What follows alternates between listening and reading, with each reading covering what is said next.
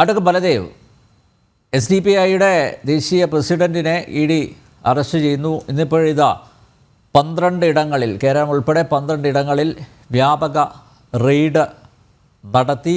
ചില സ്ഥലങ്ങളിൽ ഇപ്പോഴും റെയ്ഡ് തുടരുകയാണ്. ഇടതുപക്ഷത്തിൻ്റെ നിലപാട് എന്താണ്? കോൺഗ്രസ് ഇതുവരെ പ്രതികരിച്ചിട്ടില്ല ദേശീയ തലത്തിൽ. പക്ഷേ ഇടതുപക്ഷത്തിന് ഒരു നിലപാട് വേണ്ടതല്ലേ അഡ്വക്കേറ്റ് ബലദേവ്? ഇടതുപക്ഷത്തിന് ഒരു നിലപാടേ ഉള്ളൂ. ദേശീയ തലത്തിൽ ഭാരതത്തോട് പ്രതിബദ്ധത പുലർത്താത്ത, അതല്ലെങ്കിൽ തീവ്രവാദ പ്രവർത്തനങ്ങളുമായിട്ട് ബന്ധപ്പെട്ട് നിൽക്കുന്ന, ഭാരതത്തിന്റെ അഖണ്ഡതയെ തകർക്കാവുന്ന ഏതൊരു പ്രസ്ഥാനത്തെയും നിരോധിക്കുന്നതിന് ഇടതുപക്ഷത്തിനൊന്നും എതിരൊന്നുമല്ല. അതിന്റെ നേതാക്കന്മാരെ അറസ്റ്റ് ചെയ്യുന്നതിനും എതിരല്ല. ഈ രാഷ്ട്രീയ പാർട്ടികളെ രജിസ്റ്റർ ചെയ്യുന്നത് RP ആക്ട് സെക്ഷൻ 29 അനുസരിച്ചാണ്. പക്ഷെ ഇലക്ഷൻ കമ്മീഷൻ രാഷ്ട്രീയ പാർട്ടിയെ നിരോധിക്കാനൊക്കില്ല. രജിസ്ട്രേഷൻ ക്യാൻസൽ ചെയ്യാൻ മാത്രമേ അധികാരം നൽകുന്നു. കേന്ദ്ര ഗവൺമെന്റ് വേണമെന്നുണ്ടെങ്കിൽ ചില പ്രത്യേക സാഹചര്യത്തിൽ രാഷ്ട്രീയ പാർട്ടികളെ ബാൻ ചെയ്യാം. ഇവിടെ നേരത്തെ പോപ്പുലർ ഫ്രണ്ടിനെ 2022 സെപ്റ്റംബർ 28 കേന്ദ്ര ഗവൺമെന്റ് 5 വർഷത്തേക്ക് അവരുടെ പ്രവർത്തനം ബാൻ ചെയ്തിരിക്കുന്നത്. അതിന് കേസുകൾ സുപ്രീം കോടതിയിൽ കിടക്കുന്നു. അത് കേന്ദ്ര ഗവൺമെന്റ് അധികാര പരിധിയിൽ വരുന്നതാണ്. അവരെ അന്ന് UAPA ചുമത്തി UAPAയിലെ സെക്ഷൻ 15 മുതൽ 20 വരെ ടെററിസ്റ്റ് ആക്ടിവിറ്റിയും അതുമായിട്ട് ബന്ധപ്പെട്ട കുറ്റങ്ങൾ അവരോട് ചുമത്തിയിട്ടുണ്ട്. ഇന്ത്യയിൽ ഏകദേശം 2827 രജിസ്റ്റേർഡ് പാർട്ടികൾ ഇന്ത്യയിലുണ്ട്. ആ രജിസ്റ്റേർഡ് പാർട്ടികൾ റിക്കഗ്നൈസ്ഡ് ഉണ്ട്, അൺറിക്കഗ്നൈസ്ഡ് ഉണ്ട്, നാഷണൽ, ഇങ്ങനെ പല 3 സെക്ഷനുകളുടെ പാർട്ടികൾ തിരിക്കും. ഇത്രയും പാർട്ടികളാണ് കേരളത്തിലുള്ളത്. ഇപ്പൊ ഈ രാഷ്ട്രീയ പാർട്ടികളുടെ നിരോധനവുമായിട്ട് ബന്ധപ്പെട്ട് ഇന്ത്യയിൽ ആദ്യമായിട്ട് നിരോധിക്കുന്ന പാർട്ടി എന്ന് പറയുന്നത് 1934 അന്നത്തെ കമ്മ്യൂണിസ്റ്റ് പാർട്ടി, അവിഭക്ത കമ്മ്യൂണിസ്റ്റ് CPI. അത് നിരോധിച്ചത് ബ്രിട്ടീഷ് ഗവൺമെന്റാണ്. അതിനുശേഷം 1954 India government communist control act എന്നൊരു ആക്ട് കൊണ്ടുവന്ന് മൊത്തം കമ്മ്യൂണിസ്റ്റ് പാർട്ടികളെ നിരോധിക്കാൻ. അന്ന് കമ്മ്യൂണിസ്റ്റ് പാർട്ടിക്ക് AKG ഉൾപ്പെടെയുള്ള ഒരു പാർലമെന്റ് ശക്തമായ നേതാക്കന്മാരുള്ള ഒരു സമയമാണ്. അന്ന് AKG പ്രതിപക്ഷ നേതാവൊന്നുമല്ല. അവത്തെ പറ്റി പലരും പറയാറുണ്ട്. AKG പ്രതിപക്ഷ നേതാവായിട്ട്, അദ്ദേഹം ഒരിക്കലും പ്രതിപക്ഷമായിട്ടൊന്നും വരില്ല. അപ്പം അന്ന് ആ നിയമം പക്ഷേ കേന്ദ്ര ഗവൺമെന്റ് ഇംപ്ലിമെന്റ് ചെയ്തില്ല. പിന്നീട് കമ്മ്യൂണിസ്റ്റ് പാർട്ടികൾ നിരോധിച്ചില്ലെങ്കിലും CPI മാവോയിസ്റ്റ് എന്ന ഒരു തീവ്രവാദ സംഘടന, അത് ഒരു തീവ്രവാദ സംഘടനയാണ്. വടക്കേ ഇന്ത്യൻ സംസ്ഥാനങ്ങളിൽ പ്രവർത്തിക്കുന്നു. ബീഹാറിലും ഉത്തരാഖണ്ഡിലും ജാർഖണ്ഡിലും പ്രവർത്തിക്കുന്നു. അതിനെ നിരോധിച്ചിട്ടുണ്ട്. CPI ML നിരോധിച്ചിട്ടുണ്ട്. ചില മുസ്ലിം തീവ്രവാദ സംഘടനകളെ ജെയ്ഷെ മുഹമ്മദ്, അൽഖയ്ദ തുടങ്ങി പലതിനെ നിരോധിച്ചിട്ടുണ്ട്.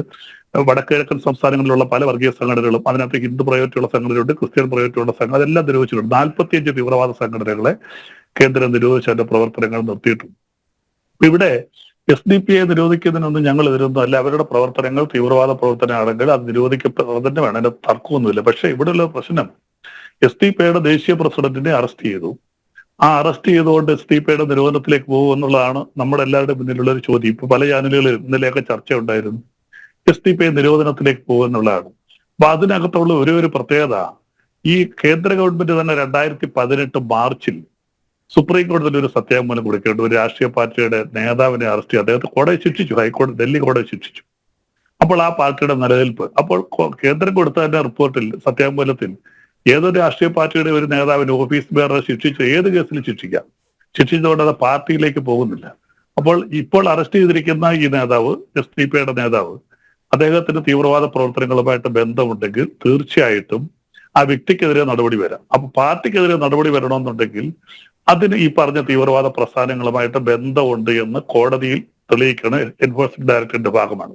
പിന്നെ ED കൊടുക്കുന്ന റിപ്പോർട്ട്, ആ റിപ്പോർട്ടിന്റെ കോപ്പി എന്റെ കയ്യിലുണ്ട്. എപ്പോഴും ഏതൊരു കേസിലെയും ഒരു പ്രതിയെ അറസ്റ്റ് ചെയ്ത് കോടതിയിൽ ഹാജരാക്കുമ്പോൾ അവരിടുന്നൊരു സെക്ഷൻ ഉണ്ടാവും. ആ സെക്ഷൻ നിൽക്കത്തക്ക രീതിയിലെ കോടതി ഇപ്പൊ കൊടുക്കുന്ന പ്രാഥമിക റിപ്പോർട്ടാണ്. ആ പ്രാഥമിക റിപ്പോർട്ടിൽ അതുണ്ടെങ്കിൽ മാത്രമേ കോടതി റിമാൻഡ് ചെയ്ത് വിടത്തുള്ളൂ. അതിനോടൊപ്പം റിമാൻഡ് ആപ്ലിക്കേഷൻ കൂടെ കൊടുക്കും. അല്ലെങ്കിൽ കോടതി റിമാൻഡ് ചെയ്യത്തില്ല. അപ്പൊ റിമാൻഡ് ചെയ്യണമെന്നുണ്ടെങ്കിൽ ഇന്ന കാരണങ്ങൾ കാണിക്കണം. അപ്പോൾ ഈ പ്രതിയെ വിടാൻ പാടില്ല, പിന്നീട് ആ പ്രതിയെ കസ്റ്റഡിയിൽ വയ്ക്കുക. അപ്പൊ തീർച്ചയായിട്ടും ഇപ്പൊ കൊടുത്തേക്കുന്ന റിപ്പോർട്ട് കോടതിയിൽ ഇവർക്ക് തീവ്രവാദ പ്രവർത്തനമായിട്ട് ബന്ധമുണ്ട്, പോപ്പുലർ ഫ്രണ്ടുമായിട്ട് ബന്ധമുണ്ട്, വിദേശത്തുനിന്ന് പണം ഉപയോഗിക്കുന്നു, ആ പണം ഉപയോഗിച്ച് പോപ്പുലർ ഫ്രണ്ടുമായിട്ട് ചേർന്ന് രാഷ്ട്രീയ പ്രവർത്തനം നടത്തുകയും പലയിടത്തും ജനപ്രതിനിധികളെ ജയിപ്പിക്കുന്നതിനും പല ഭീകര പ്രവർത്തനം നടത്തുന്നതിനും പണം ഉപയോഗിച്ചെന്നൊക്കെ ED റിപ്പോർട്ട് കൊടുത്തിരിക്കുന്നു. അപ്പൊ EDയുടെ റിപ്പോർട്ട് എന്തുമാത്രം ശരിയാണ് എന്നുള്ളത് കോടതി കേസുകൾ വിസ്തരിച്ച് മുന്നോട്ട് പോകുമ്പോഴാണ്. അവിടെ എനിക്കൊരു വിയോജിപ്പുണ്ട്. ഇന്നലെ കൊടുത്ത റിപ്പോർട്ടിൽ ഈ, അതായത് താങ്കൾ നോക്കിയാൽ താങ്കളുടെ കയ്യിലുണ്ടല്ലോ റിപ്പോർട്ട്, ഫസ്റ്റ് പേജിൽ തന്നെ പറയുന്നുണ്ട് ഇത് പല പ്രാവശ്യം കേൾപ്പിച്ചതാണ്, ആവശ്യമുണ്ടെങ്കിൽ മാത്രം ഉപയോഗിക്കുക. ഇവരുടെ ഓഫീസിൽ നിന്ന് പിടിച്ചെടുത്ത ലഘുലേഖയിൽ പറഞ്ഞിരിക്കുന്നത് എന്തൊക്കെയാണ് ഇവരുടെ പോളിസി എന്ന് കൃത്യമായി വ്യക്തമാക്കിയിട്ടുണ്ടല്ലോ. അതിൻ്റെ ഒരു ഇംഗ്ലീഷ് ട്രാൻസ്ലേഷനാണ് കൊടുത്തത്.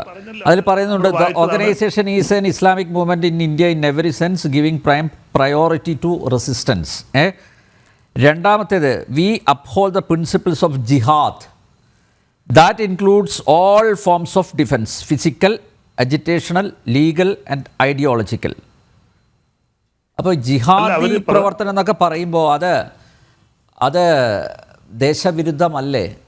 അല്ല, അതാ ഞാൻ പറഞ്ഞ ഇതിനേക്കാൾ കട്ടിയായിട്ട് അതായത് അല്ല ഇതിൽ കൂടുതലായിട്ട് വേറെ പറയുന്നുണ്ട് നമ്പ്യാർ, ഇത് കൂടുതൽ പറയുന്നുണ്ടായിരുന്നു. അതായത് അവരെ പൊതുജനത്തിന്റെ ഇടയ്ക്കിൽ സാമൂഹ്യ പ്രവർത്തനവും രഹസ്യമായിട്ടും മതപരമായ പ്രവർത്തനവും അതിൽ പറയുന്നുണ്ട്. നമ്മൾ പ്രവർത്തിക്കുന്നത് പൊതുജനത്തിന്റെ ഇടയ്ക്കിൽ അവർക്ക് സാമൂഹ്യ പ്രവർത്തനം എന്നേ തോന്നാവൂ, പക്ഷേ നമ്മുടെ ഇടയിൽ അത് നമ്മുടെ മതപരമായ പ്രവർത്തനമായിരിക്കണം, അല്ലെങ്കിൽ തീവ്രവാദ പ്രവർത്തനമായിരിക്കണം എന്ന് അതിനകത്ത് പ്രത്യേകിച്ച് ഒരു വാചകം സ്പെസിഫിക് ആയിട്ട് പറയുന്നു. അപ്പൊ ഇതൊക്കെ കറക്റ്റ് ആണെങ്കിൽ അത് തീവ്രവാദ പ്രസ്ഥാനമാണ്. പക്ഷേ ഇത് ED ആണ് കോടതിയിൽ തെളിയിക്കേണ്ടത്. ഈ ഹാജരാക്കിയിരിക്കുന്ന റിപ്പോർട്ടുകൾ കൊണ്ട് മാത്രം കോടതിയിൽ പ്രൂവ് ചെയ്യാൻ പറ്റില്ല. എന്നേക്കാൾ വലിയ അഭാഷൻ രാംകോർ സാർ ഇവിടെ ഇരിപ്പുണ്ട്. അപ്പോൾ അത് തീർച്ചയായിട്ടും ED കോടതിയിൽ പ്രൂവ് ചെയ്യണം. കാര്യം നമുക്കറിയാം, ED ഹാജരാക്കുന്ന കേസുകളിൽ ഭൂരിപക്ഷം കേസുകളിലും 1-2% താഴെ പോലും കൺവിക്ഷൻ ഇല്ല. ബാക്കി കേസുകളെല്ലാം വെറുതെ വിടുകയാണ്. കാരണം പലപ്പോഴും ED ഹാജരാക്കുന്ന കേസുകളിൽ തെളിവില്ലാതെ പലരെയും വിടുന്നു. പിന്നെ